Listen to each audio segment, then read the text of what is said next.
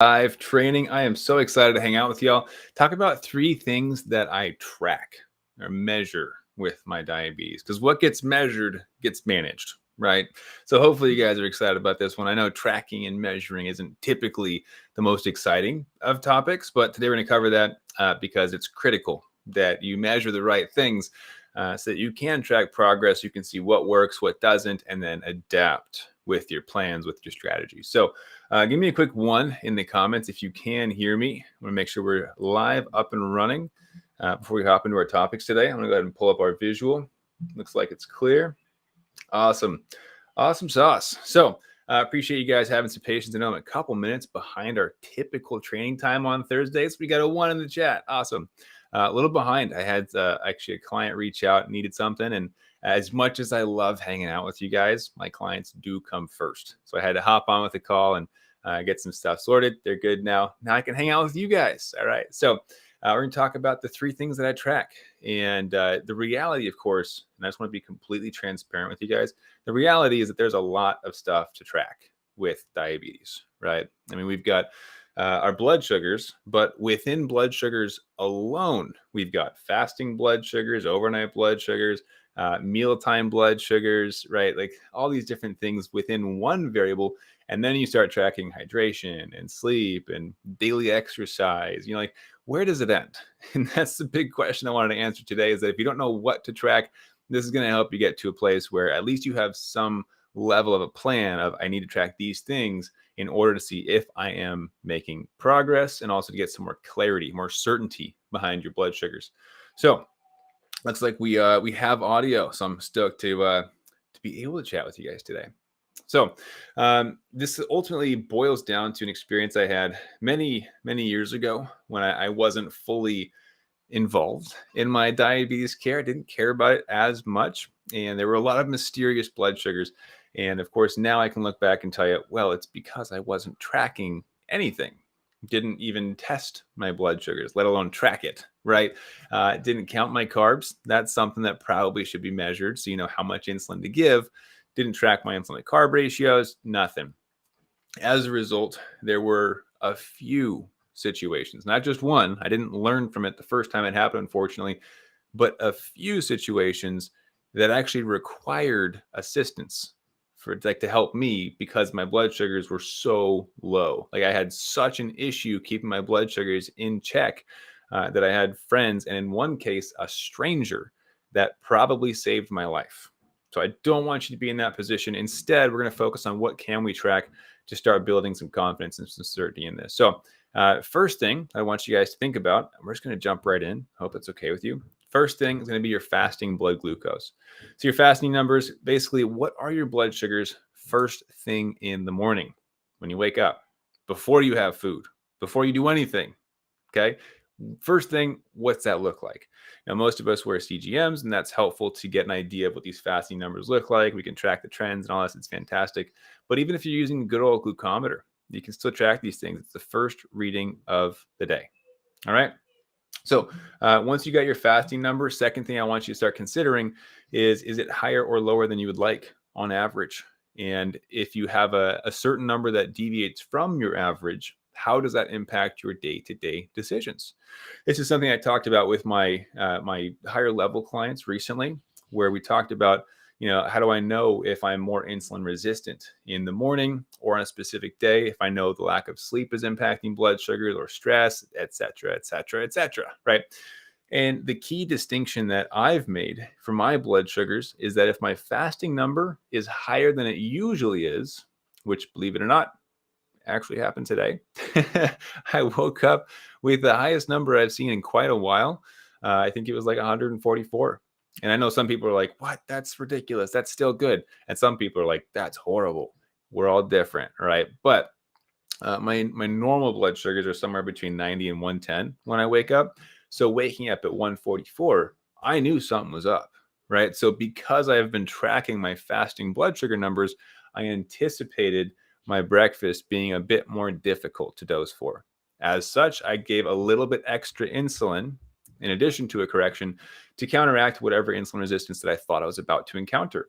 As a result, it came all the way back down, leveled off in the 80s. I was like, woo, that was a close one. Did I take too much extra insulin? I wasn't quite sure, but it leveled out. I was able to work away and not have to worry about it. And blood sugars cooperated. They stayed right there. And it's because I tracked that fasting number. So, takeaway number one, track your fasting glucose. Second piece of tracking your fasting blood glucose levels is once you've got your averages, like I know I should wake up between 90 and 110 on most days. If it's outside of that, that's an indicator as to how you might adjust your decisions for the rest of the day. That's what I've been doing. If it's lower or higher, that gives you a sneak peek into what might be waiting for you. Not a perfect science. There's other variables to consider as well, obviously, but that's been helpful for me. So I want to share that one with you guys. Now, as we look into, as I mentioned, these trends, right? Like my trend is that I wake up between 90 and 110. That's pretty consistent for me. I don't usually wake up with these mysterious blood sugars. And when I've noticed that there is a trend of unsatisfactory blood sugars, it allows me to make an adjustment and not wait for my endo. See, many years ago, I thought that I had to wait for my endo to make all of my diabetes decisions for me. I know. It's embarrassing thinking about, but the reality is that a lot of us are told our doctors and our endos are like the Wizard of Oz. Like they do everything, they know everything. It's, oh, everybody, all hail the Wizard of Oz, right? And it leads us into this, I'm hesitant to say complacent place, but powerless, I would say, where we're not empowered to take care of our own health. And as such, we say, why would I put the extra effort in, right? If I'm not allowed to make my own diabetes decisions and change my doses or adjust my basals, why would I track anything, right? And you wouldn't be wrong for thinking that. If you're not allowed to do anything about the outcome, then why would you put in any effort to change the outcome? Because you can't change it, right? And so for a long time, if I was experiencing lows, I would just deal with it. Like, well, I know I'm going to go low tonight, so I'll just have a snack, right? And that became the strategy. Was I know that there's some crap that's going to go down. I'm just going to have to react. Just going to have to deal with it. And the cool part about what's different nowadays is that we don't have to wait until the endo makes the decisions for us. We're actually allowed to do what's best for ourselves, which is a crazy concept, right? But what's more important, of course, is that you have the proper knowledge and make educated guesses or educated decisions in your diabetes management. We don't want to be making reckless choices, making big changes that are aggressive, and then putting yourself in more danger. That's what the endo wants you to avoid. And that's probably why they told you to make the decisions at the office with them in the first place, right? So instead, I had to learn this whole process of how do I make decisions safely, but also decisions that will benefit me in the long run. How do I make adjustments to my insulin? That's a medication, right? And a potentially dangerous medication. So the best way for me to make those changes, of course, is to track my trends. If I notice every single morning I'm waking up at 250, well, that's an interesting trend, right? And an unsatisfactory trend as well. Maybe there's room for me to make an adjustment. I've got the data that points towards an adjustment being necessary. So if I wake up at 250 and I don't like that I'm waking up at 250, what can I do to change that outcome? Right now, I am empowered. Now, the first step, of course, is researching, understanding, or asking for help. Do not make changes blindly. It's a terrible decision. I did that once and I got myself into some trouble with my blood sugars. So if you are going to make changes, please do your homework. Double check. If you missed the podcast episode from earlier this week, I go over this idea that I learned from my dad, which is measure twice, cut once. With diabetes, you should be measuring 3, 4, 5 times if you're making changes to any medication. And obviously, everything that I say here is not medical advice. A lot of you aren't my clients. And so I can't give you any level of advice other than generic, right? I got to know what's going on with you specifically, which is why we have a coaching program, which is still full. And so I realize there's kind of a gap there where it's like, I want your coaching, but I can't because it's full. But what I can give you today is the generalized advice, which is do your own research, find people to ask questions or experiences of, talk to your doctor, open that conversation to see what they think. And one of my favorite ways to phrase those conversations, those questions is not necessarily, I think we should do this, but rather going to your doctor and saying, hey, I noticed something interesting in my graphs. I've got high blood sugars, 250 every single morning. Because it keeps happening every single day, do you think that we should make a change here? And what do you think would be the best change? Right? That gives them the power that allows them to have the choice, uh, the certainty behind the change as well, not being caught off guard by you coming in and saying, I changed everything and it's all going crazy. So a lot of times doctors and endos that may not be as I don't even know how to put this correctly, political correctness, but basically they're on a power trip, right? There's a couple doctors and endos out there that are like this. Best way to approach that is to let them make the quote unquote decision with the data that you present them. So say, hey, I noticed this thing. What do you think I should do? Right. And that allows them to still have that upper hand, to feel like they're the big, powerful, mighty Wizard of Oz. But if you got an endo or a doctor that you can communicate with freely, then yeah, open up the conversation the same way, data driven. Here's what I've noticed. I'd like to make this change. Would you support that? Right. Different ways to go about this. But the big picture, if you're noticing trends and you're tracking your trends, that's going to help you make more informed decisions that are safer. Right. And that's the key we want to look at too. So we got some comments here. All right, we got one from MS and YouTube. Hey, Matt, thanks for your help in the beginning. Kalista has now been a type 1 diabetic for 1 year. Her A1C is at a 5.8 when she's diagnosed at 11. Thanks for your help at the start. Thanks for your videos. You got it. I'm so happy to hear about that. 5.8, congrats. And within a year, too, you beat me. My first year, I was not taking responsibility for myself. So, number one, track your fasting blood glucose levels. It's going to give you an idea of how your day is starting, right? And the fun part about it is it's fasting. So it's likely that there aren't other variables being thrown into the mix. So you're not worried about, is there insulin on board? Did I have a meal recently? Fasting blood sugars typically is a good indicator of where you're at, right? It's kind of like hitting the reset button because you've been asleep for 8 hours and unable to make bad decisions. So it's a good place to start. Second, though, what are the trends? What can I track on my averages that can help me make better informed decisions during the day, during the night? What do I see happening? And is it unsatisfactory or undesirable? Am I going low after every single lunch? That's where I would ask myself, I don't like that I'm going low. How can I change that? Should I bring it up to my doctor? Should I make decisions on my own? Should I talk to Matt or, hire a coach? Find a different way to approach that. There's lots of different options, but it starts with tracking your trends. Very, very critical. In fact, do I have it somewhere? I think I do. Right there. That right there literally is called trending. It's a diabetic health journal for tracking your trends. Like that's where I started. Technically, when I started, it was on napkins, receipts, and the back of my hand. But we made it into a sweet diabetic health journal right there. So if you don't have that yet, that's a great place to start tracking because it shows you what you should be tracking. It's like 20 things. That way you don't have to worry about missing any of the important items, right? And actually, if you haven't gotten one of those yet, one of those beautiful journals, you can grab it at trendinghealthjournal.com. So trendinghealthjournal.com, go grab one. I think we have free shipping right now too. So definitely check it out. But that's number 2. Step number 3 is track your pre's and your posts. What are pre's and posts? It sounds like a foreign language, doesn't it? Think about your pre-event and your post-event. In other words, if there's a certain part of my day that tends to be messier with blood sugars, I'm looking at what blood sugars look like before the event and after the event. Did the event help with the blood sugars or did it make it worse, right?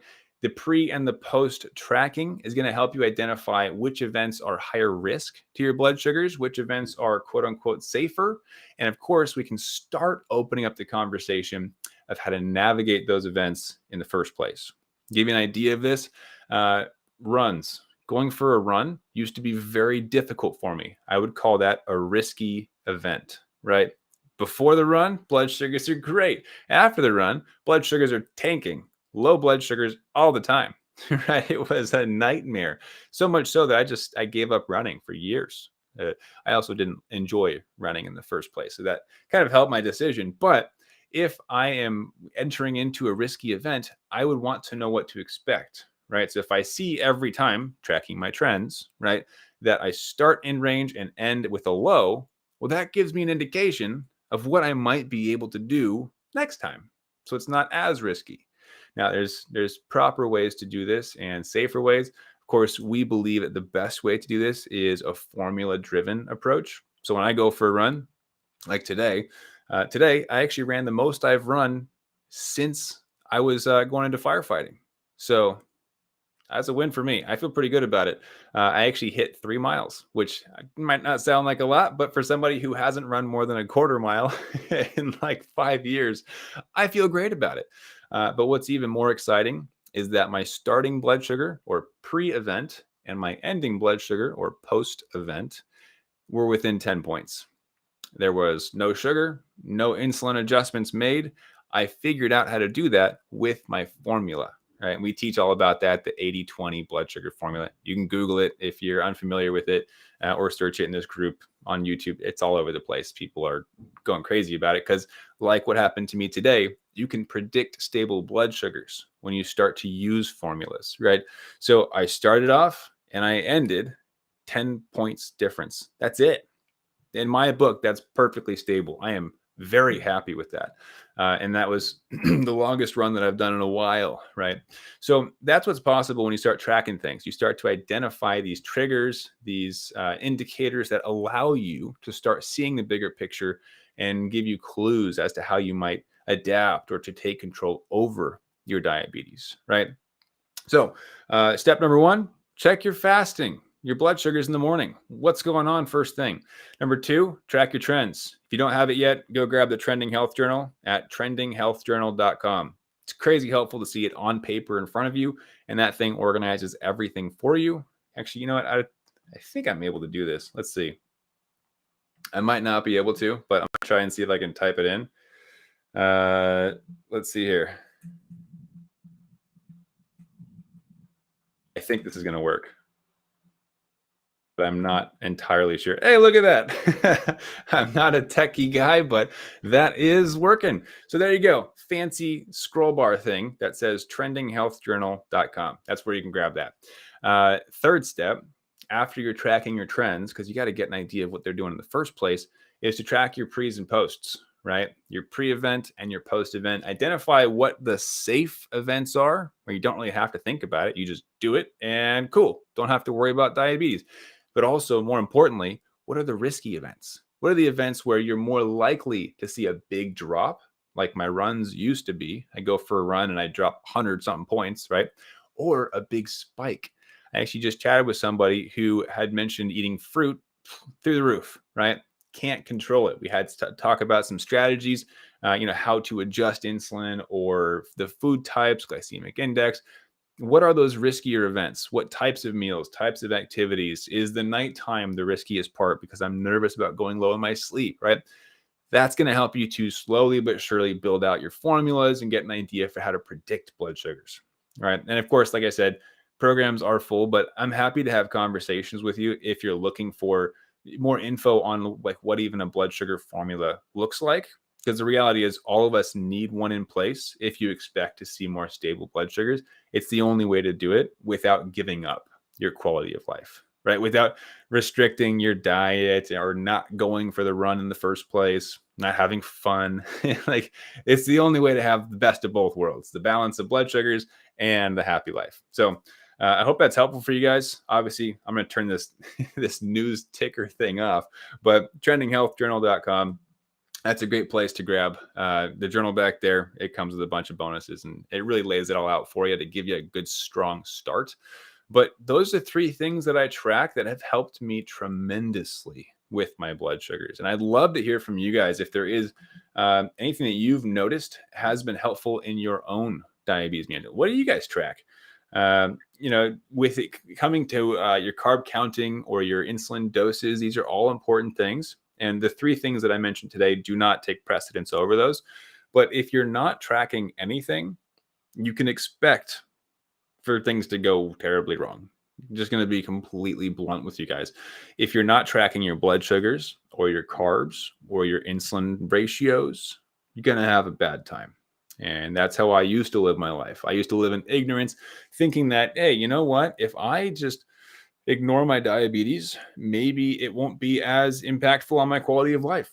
Maybe I'll just live and do my own thing and let diabetes hang out off to the side. The issue with that is that every once in a while, diabetes pokes its ugly head up and it really trips you up, right? With a big low or a big high where you're sick and you hate it, you're throwing up.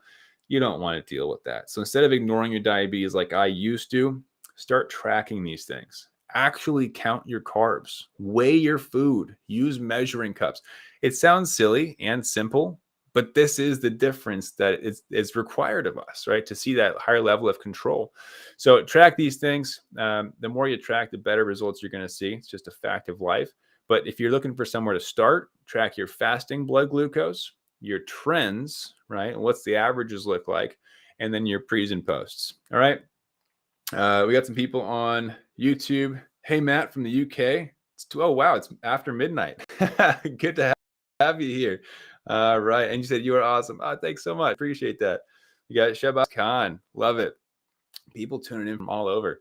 So that's all I got for you guys today. Yeah, I hope it's been helpful for you. Fasting, trends, pre's and posts. Get out there, track it. If you don't have anything to write it down with, you literally can write it on the back of a receipt, on a napkin, whatever, the back of your hand, like I used to do. But if you want something more organized and that kind of shows you how to do it, just go grab one of those journals, trendinghealthjournal.com.